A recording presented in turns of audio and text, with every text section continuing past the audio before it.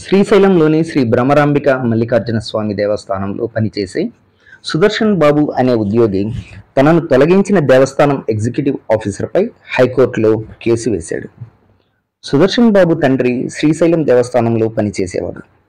అతను చనిపోయిన తరువాత కంపాషనేట్ గ్రౌండ్స్ అంటే కారుణ్య నియామకంపై 2002లో సుదర్శన్ బాబుకు రికార్డ్ అసిస్టెంట్గా దేవస్థానంలో ఉద్యోగం వచ్చింది.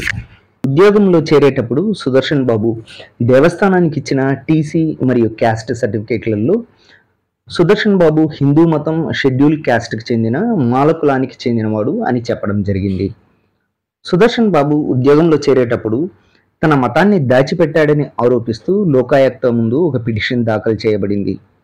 లోకాయుక్త దీనిపై విచారించమని అసిస్టెంట్ ఎగ్జిక్యూటివ్ ఆఫీసర్కు 2012లో ఉత్తర్వులు జారీ చేశారు.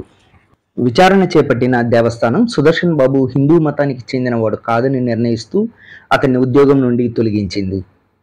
దేవస్థానం నిర్ణయంపై సుదర్శన్ బాబు ఆంధ్రప్రదేశ్ హైకోర్టులో రిట్ పిటిషన్ వేయగా కేసు విచారణకు వచ్చింది. విచారణలో సుదర్శన్ బాబు తాను పదవీ కాలంలో ఉన్నప్పుడు తోటి ఉద్యోగులపై 2 తప్పుడు SC/ST కేసులు బనాయించినట్లు తెలిసింది. పోలీసుల విచారణలో ఆ కేసులు తప్పుడు కేసులుగా గుర్తించారు. 2010లో సుదర్శన్ బాబు ఉద్యోగంలో ఉండగానే ఒక క్రైస్తవ అమ్మాయిని పెళ్లి చేసుకున్నాడు. క్రిస్టియన్ అమ్మాయిని పెళ్లి చేసుకున్నంత మాత్రాన తాను హిందువు కాకపోనని సుదర్శన్ బాబు తరపు వాదన. దేవస్థానం నంద్యాలలోని హోలీ కేథడ్రల్ అనే చర్చిలో ఉన్న రిజిస్టర్ని సాక్ష్యాధారంగా చూపించింది. సుదర్శన్ బాబు పెళ్లి రిజిస్టర్ చేసిన చర్చి దానిలో సుదర్శన్ని, అతని భార్యని, వారి మతాలను క్రిస్టియన్లుగా చూపించడం జరిగింది.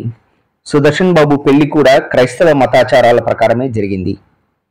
ఒకవేళ సుదర్శన్ బాబు క్రైస్తవానికి మారలేదు అని అనుకుంటే చట్ట ప్రకారం అతను స్పెషల్ మ్యారేజ్ యాక్ట్ కింద పెళ్లి చేసుకోవలసి ఉంటుంది అంటూ కోర్టు పేర్కొంది. హైకోర్టు ఆంధ్రప్రదేశ్ హిందూ దేవాదాయ చట్టాన్ని ప్రస్తావిస్తూ రూల్ నెంబర్ 3 ప్రకారం హిందూ ఆలయాల్లో దేవాదాయ శాఖలో పనిచేసే ఉద్యోగులందరూ హిందూ మతానికి చెందినవారై ఉండాలని, ఒకవేళ తన పదవీ కాలం మధ్యలో హిందూ మత విశ్వాసాన్ని విడిచిపెడితే వారు వెంటనే ఉద్యోగాన్ని కోల్పోతారు అంటూ పేర్కొంది. రాజ్యాంగంలోని ఆర్టికల్ 16 సబ్ క్లాజ్ 5 ప్రకారం దేవస్థానంలో హిందూ మత విశ్వాసాలను వీడిన ఉద్యోగులపై చర్య తీసుకునే అధికారం దేవస్థానానికి ఉంటుందని, అటువంటి వారిని ఉద్యోగం నుండి తొలగించడం సబబే అని పేర్కొంటూ సుదర్శన్ బాబు వేసిన కేసును కొట్టివేసింది.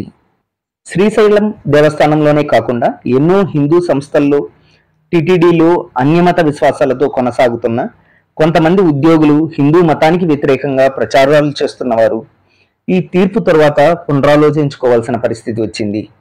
హిందూ సంస్థల్లో లేదా దేవస్థానాలలో ఉద్యోగం సంపాదించుకుని దేవుడి డబ్బులు తింటూ అన్యమతాన్ని స్వీకరించిన వారి ఉద్యోగాలు ఏ క్షణమైనా ఊడిపోవచ్చు. ఆంధ్రప్రదేశ్ హైకోర్టుకు చెందిన జస్టిస్ హరినాథ్ ఇచ్చిన ఈ తీర్పు డిస్క్రిప్షన్లో ఉన్న లింక్ నుండి డౌన్లోడ్ చేసుకోవచ్చు.